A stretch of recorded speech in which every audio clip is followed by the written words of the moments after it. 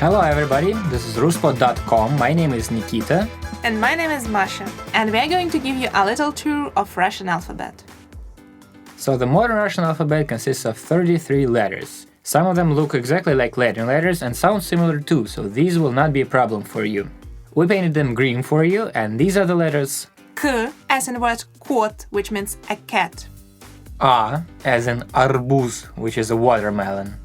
O as in осень, which means fall or autumn. M, like in the word mama, which means a mother. And T, like in the word tort, which means a cake. So these letters both look and sound similar to Latin ones: K, A, O, M, and T. However, they are letters that look like they are English or German or French, but they sound completely different, and they can be confusing, so we painted them red for you. These letters are U, like in the word внук, which means a grandchild.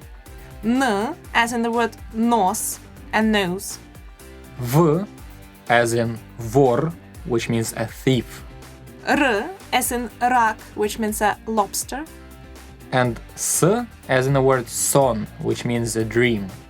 So don't confuse them, because they are tricky and they're completely different. These are again U, N, V, R, S. The next little group of letters that is somewhat unusual is the hard and the soft sign. They don't have a sound of their own at all, but they do influence the letters around them. The soft sign is used rather often in Russian. It makes the preceding consonant soft. For example, if it stands after a letter T, the soft sign turns it into T. So originally it was T, and with the soft sign it became T. There are even words the only difference between which is this little soft sign, and yet they mean completely different things. For example, mat means swear words, and mать means a mother. The same word, but we add a soft sign at the end. So do you hear the difference? Mat has a hard T in the end, and in the word mать, the last letter became softer because of the soft sign in the end. Okay, let's have some more examples. Brat is a brother. If we add a soft sign to this word, it becomes брать, to take. Kon is a round like in a game, the first round, the second, etc.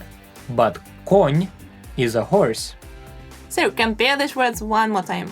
Мат, мать. Брат, брать. Кон, конь. Almost all Russian consonants can be hard or soft depending on what letter comes after them. Normally, a consonant is hard, and if we need to make it soft, we use this soft sign. Why would we need a hard sign then? To tell you the truth, this letter is rarely used, and you'll find it only before a few particular vowels. It is used to separate sounds standing before and after it, and we'll go through particular examples later on when discussing vowels. So, the vowels. Let's start with the easiest ones that stand for just one sound. These are A, O, E, U, I, and U. The most difficult one here is y, and it doesn't exist in most languages. To pronounce it, try saying I and move your tongue to the back of your mouth. Then I will become U. I and y. Let's try saying it after different consonants. It's easier to say it after these letters.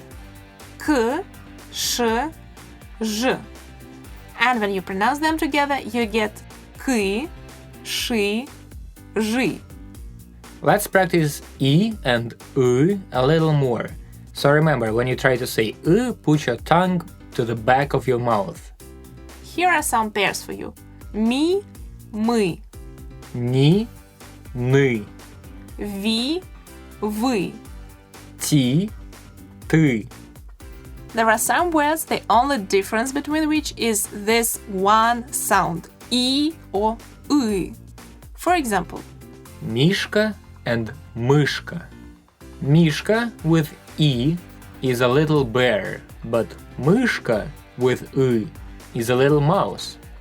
so there is a difference between a bear and a mouse, isn't it? Surely there is. First of all, different letters, different sounds. Second of all, the nature of these animals. But you should know that this I sound is one of the most difficult in Russian language, so if you don't get it from the very beginning, don't be disappointed, it just takes some practice. So we are talking about vowels, and another vowel which can be tricky at times is O. The thing about O is it sounds like A when it's not stressed. For example, a cat is kot, but cats plural is коты. The letter is the same O, but the sound changes from O, like in kot, to A, коты. Or take another word. Молоко is milk. This word has 3 O's in it, but 2 of them sound like A. Молоко. That's because the last O is stressed and the first 2 don't have stress on them. Молоко. So these were the vowels that have just one sound in them.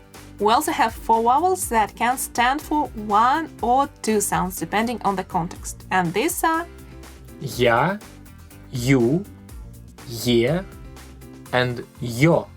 There's a number of situations when these letters are pronounced like 2 sounds. Я, these are 2 sounds y, a, ya, ю, y, u, you, е, y, e, ye. yo. Again 2 sounds y, o, yo. So we've covered all of the vowels of Russian alphabet. Some of them are very easy, they always stand for just one sound. A, o, e, u, I, I. Others can stand for 2 sounds at times. These are я, ю, е, yo. So that's all for the vowels. Let's take a look at the consonants now. Most of Russian consonants can be both hard and soft. Normally they are hard, but they become soft in 2 cases, if they are followed by the soft sign, like in the word мать. And then the other case is when they're followed by vowels я, ю, е, yo, and и. like in the word мясо. Many languages don't have soft consonants at all, and that's why they are very hard to pronounce. One way to describe how we say them is to say that they sound like you have a little bit of E after them. It's easy to pronounce soft consonants when they stand before E. Moreover, it's very difficult to pronounce them hard, like with the words мир, Пир. or виски. Unfortunately, it's hard to pronounce soft consonants with other vowels. For practice, try pronouncing them with E first, and then try reducing it to a very short sound. Let's practice together. You can start with миа, then reduce it to мя, and then use it in the word мясо. Мя, мя, мясо. The same with you. Лю, лю, люди. With the letter е. Те, те, текст. The same with the letter ё. Пио, пё, пёс. Actually, the same works with the soft sign. Try to pronounce a short E at the end of the word and then reduce it. For instance, to get the word mother, мать, you can pronounce мати first, and then the word itself. Мати, мать. This is a good exercise, but remember that E and the soft sign are different letters and sometimes they can mean a lot of difference for the word. For example, the words кони and конь are different words. One is plural and one is singular for the word a horse. So, as we've mentioned before, most consonants can be both soft and hard. However, there are 3 consonants that are always hard, and these are sh, zh, ц. The sounds sh and zh can be very hard to pronounce for some people. The one way to practice is to start with an easier sound like s. So you start with sa and then you move your tongue to the back of your mouth. So the first one is sa, and then the same thing with the tongue back is sha. Sa, sha. Su, shu. A similar exercise can be used to practice the sound zh. You start with z and then move your tongue a little to the back. You end up with the sound zh. За, жа, or zu, zhu. So these were the letters sh and zh for you. Another consonant which is always hard is ц. Ц consists of two sounds pronounced together, t and s. So to say ц, you pronounce t and s together and very close to each other. Ц, like in the words center, Or цирк. or цветы. So these are the consonants that are always hard. Sh, zh, c. There are also consonants that are always soft. And these are sh, ch, and y. Sh is rather hard to pronounce. It is a long and soft sh. And to practice it, first try saying it with e afterwards. Щи, вещи, щит. And then try to say the sound with other vowels. For example, щука or щетка. And remember that it has a short e shade after it. Щука, щетка. So we have sh, which is always hard, and щ, which is always soft. Compare шу and щу, like in the words шутка and щука. The other two consonants that are always soft are ch and y, like in the words чашка, врач, And some examples with y. These are май, майка, and with both of these consonants we have the word чай. which means tea. A very useful word, чай. So that was a short tour of Russian alphabet for you. We know it may be a little difficult at first, but if you practice some more, you'll be just fine.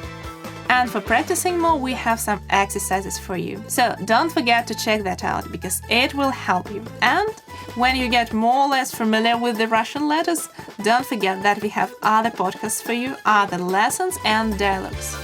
After you register at RusPod.com, you get a free trial, so you'll be able to try everything we have out for free. And if you have any questions concerning the Russian alphabet, the subscription or other lessons, feel free to write us at info@ruspod.com. Your questions are always welcome. We promise to answer all of them and we wish you good luck. And we are saying goodbye. Пока!